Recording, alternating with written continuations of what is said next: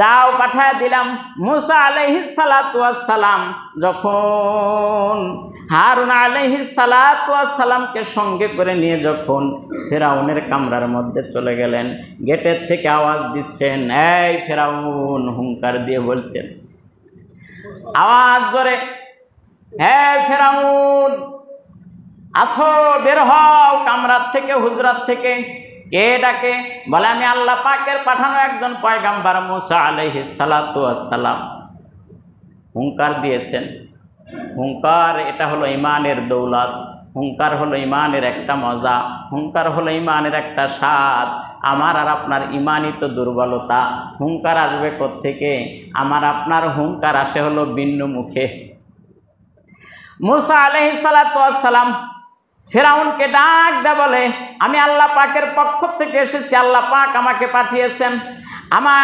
আমি যে পয়গাম্বার মুসা আলাইহিস সালাতু ওয়াস সালাম, আমার কথা মতন তোমার জীবনকে পরিচালিত করো, আর এক লা ইলাহা ইল্লাল্লাহু মুসা কালিমুল্লাহ, এই কালেমার উপরে প্রতিষ্ঠিত হও। ফেরাউন ডাক দেয়, বলে তুমি কি আমারে পাগল পাইছো নাকি? এই যে প্রাসাদ দেখতেছো, এটা বানাইতে আমার অনেক টাকা পয়সা খরচ হয়েছে, এ পর্যন্ত আসতে আমার অনেক কাঠ খড় পুরাইতে হয়েছে। এমনি এমনি ফেরাউন আজকে এই প্রাসাদের মালিক হয় নাই, এমনি এমনি ফেরাউন এই বালাখানার মালিক হয় নাই, এমনি এমনি ফেরাউন বাদশাহিত্ব লাভ করে নাই।